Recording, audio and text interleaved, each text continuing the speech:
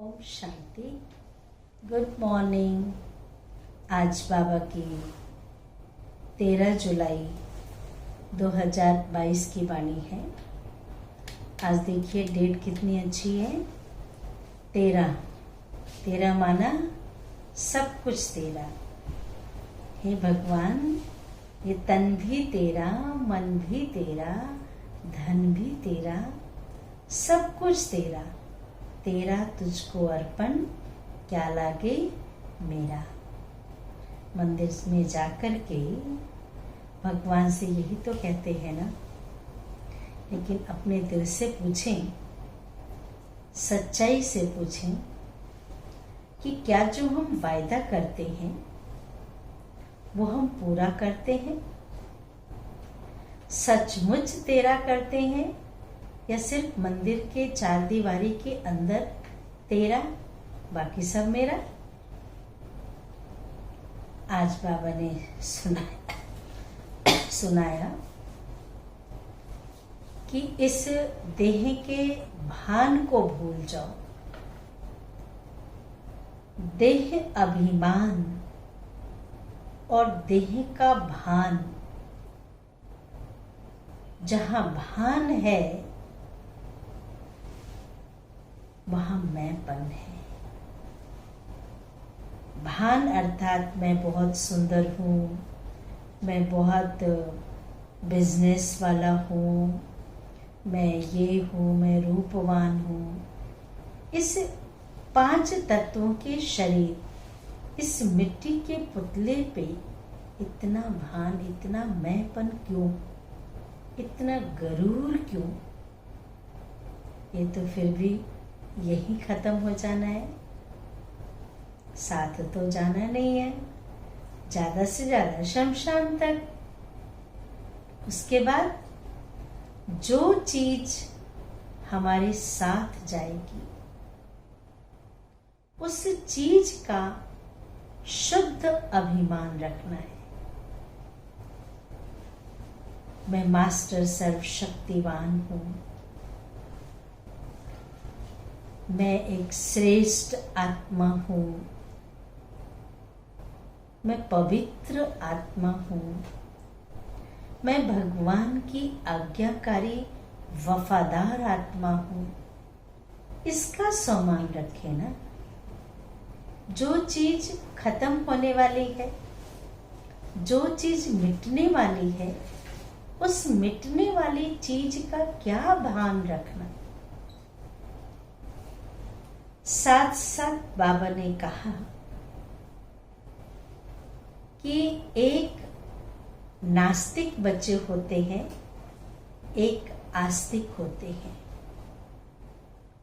जो आस्तिक बच्चे होते हैं, जिसका भगवान के प्रति भावना होती है, श्रद्धा होती है कि भगवान हमारा बाप है,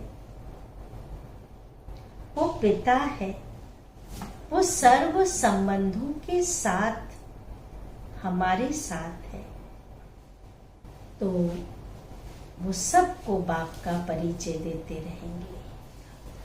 और जो नास्तिक बच्चे हैं वो भगवान से दूर रहेंगे। तो आज बाबा ने आस्तिक और नास्तिक बच्चों का सुनाया कि मेरा तो एक शिव बाबा, दूसरा ना कोई। जो आस्तिक बच्चे होंगे वो ये बोलेंगे। और दूसरी बात, हर एक आत्मा के पार्ट को साक्षी होकर के देखेंगे, साक्षी दृष्टा होंगे। कोई कुछ भी कर रहा है, उसके कल्याण की भावना रखनी है, पर उसके प्रभाव में नहीं आना है। उसके पार्ट को साक्षी होकर के देखना है, पर अपनी स्थिति को खराब नहीं करना है। तो आज बाबा ने इन सब बातों पर ध्यान खिंचवाया। सुनते हैं बाबा की वाणी। सार है मीठे बच्चे, इस शरीर का भान भूलते जाओ। अशरीरी बनने की मेहनत करो। बार बार अशरीरी बनने की मेहनत करो, क्योंकि अब घर चलना है। क्यों करो? क्योंकि जब घर जाएंगे, अपने परम धाम जाएंगे, तो इस शरीर को लेकर के तो नहीं जाएंगे, इसे तो यहाँ ही छोड़ना पड़ेगा ना। आत्मा अकेली आई है, अकेले जाएगी। तो बिंदी है, इस शरीर के अंदर आत्मा निराकार ज्योति स्वरूप है। ज्योति की दुनिया में जाना है तो देह को तो भूलना पड़ेगा ना। प्रश्न है, तुम आस्तिक बच्चे ही कौन सा शब्द बोल सकते हो? तुम आस्तिक बच्चे ही कौन सा शब्द बोल सकते हो? उत्तर है, भगवान हमारा बाप है। सिर्फ बाप नहीं, सारे संबंध है। वो पिता भी है, गुरु भी है, शिक्षक भी है, भाई भी है, माता भी है, दोस्त भी है। जो संकल्प करो, जो रिश्ता जोड़ना चाहो, वो उससे जोड़ सकते हो। या आस्तिक बच्चे ही बोल सकते हैं, क्योंकि उन्हें ही बाप का परिचय है। जिसको पहचान मिल जाए वो ये शब्द बोलते हैं। नास्तिक तो जानते ही नहीं है, न खुद को जानते हैं, न खुदा का सत्य परिचय है। आस्तिक बच्चे ही कहेंगे, मेरा तो एक शिव बाबा, दूसरा न कोई। दूसरा प्रश्न है, तीव्र पुरुषार्थी बनने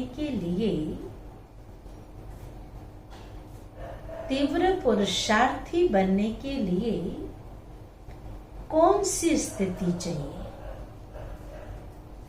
इसका उत्तर है साक्षी स्थिति। हर एक के पाठ को साक्षी होकर के देखो, आगे बढ़ते चलो। साक्षी होकर हर एक के पाठ को देखते पुरुषार्थ करते रहो। गीत है, मरना तेरी गली में, जीना तेरी गली में, मिट जाएगी हमारी दुनिया तेरी गली में। हम सब भगवान से वायदा करते हैं, भगवान आपके गली में ही, अर्थात आपके घर में ही, आपके ऊपर ही मरना भी और जीना भी। सारी जिंदगी हमारी आपकी गलियों में, अर्थात आपके घर में मिट जाएगी। दुनिया ही आप हो, कोई और नहीं है। धारणा के लिए मुख्य सार, पहली पॉइंट, देह और देह के संबंधों को भूल, देह और देह के संबंधों को भूल पूरा बेगर बनना है। मेरा कुछ नहीं। देही अभिमानी रहने की मेहनत करनी है। बार बार देही अभिमानी रहने की मेहनत करनी है। किसी के नाम रूप में नहीं अटकना है। नाम और रूप, अटैचमेंट जिसको बाबा कहते हैं, किसी की देहधारी में लगाव, ये बहुत अच्छी है, बहुत अच्छा ज्ञान सुनाते हैं, नहीं। फंसना है तो बाप में फंसो। दूसरी पॉइंट है, ड्रामा में होगा तो पुरुषार्थ कर लेंगे। ड्रामा में होगा तो पुरुषार्थ कर लेंगे, ऐसा सोच कर पुरुषार्थहीन नहीं बनना है। ड्रामा तो हम खुद बनाने वाले हैं ना। एक्टर एक्टिंग करता है, एक्टिंग करने के बाद जो शूटिंग हो जाती है तो कहते हैं ना ड्रामा। अगर हाथ पे हाथ रख करके बैठ जाए तो क्या कहेंगे, ये पुरुषार्थी बच्चों की निशानी है। साक्षी हो दूसरों के पुरुषार्थ को देखते, साक्षी हो दूसरों के पुरुषार्थ को देखते तीव्र पुरुषार्थी बनना है, तीव्र पुरुषार्थी बनना है। वरदान है, स्मृति स्वरूप के वरदान द्वारा, स्मृति स्वरूप के वरदान द्वारा सदा शक्तिशाली स्थिति का अनुभव करने वाले सहज पुरुषार्थी भव, अनुभव करने वाले सहज पुरुषार्थी भव। विस्तार है, सदा शक्तिशाली विजयी वही रह सकते हैं। ध्यान से सुनेंगे वरदान, सदा शक्तिशाली विजयी वही रह सकते हैं जो स्मृति स्वरूप है। उन्हें ही सहज पुरुषार्थी कहा जाता है। जो आत्मिक स्मृति में रहेंगे, बाप की स्मृति में रहेंगे, उनका पुरुषार्थ सहज होता रहेगा। वे हर परिस्थिति में सदा अचल रहते हैं। कोई भी परिस्थिति देखिए इस संसार में है तो पेपर हॉल में है, और किसी न किसी प्रकार की परिस्थिति पेपर जिंदगी में आते रहेंगे, लेकिन उस परिस्थिति में भी अचल रहेंगे। भले कुछ भी हो जाए, परिस्थिति रूपी बड़े से बड़ा पहाड़ भी आ जाए, संस्कार टक्कर खाने के बादल भी आ जाए, क्योंकि हर एक आत्मा का भिन्न भिन्न पार्ट है। कैसे भी कड़े संस्कार वाली आत्मा आ जाए, टक्कर खाने के बादल भी आ जाए, प्रकृति भी पेपर ले, परिस्थिति भी आए, आत्माओं के संस्कार रूपी बादल भी आ जाए, प्रकृति भी पेपर ले, लेकिन अंगत समान मन बुद्धि रूपी पांव को हिलने नहीं देते। उसको कहते हैं अचल अडोल स्थिति, कोई हिला नहीं सकता।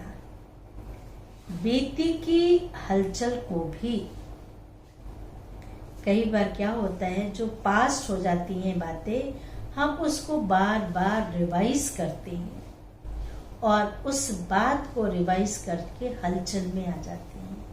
तो बावन का बीती के हलचल को भी स्मृति में लाने के बजाय फुल स्टॉप लगा देते हैं।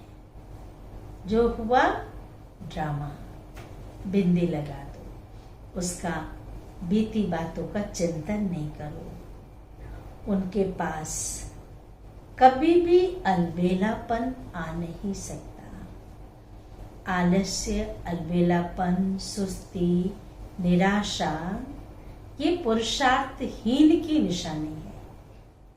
जो स्मृति स्वरूप होंगे उनके अंदर ये सारी जो कमजोरियां हैं ये कोसों दूर होंगी।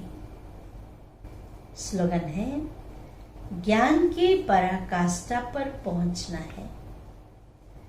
ज्ञान की पराकाष्ठा पर पहुंचना है तो गुप्त रूप से पुरुषार्थ करो, गुप्त रूप से पुरुषार्थ करो। अच्छा, ओम शांति, ओम शांति, ओम शांति।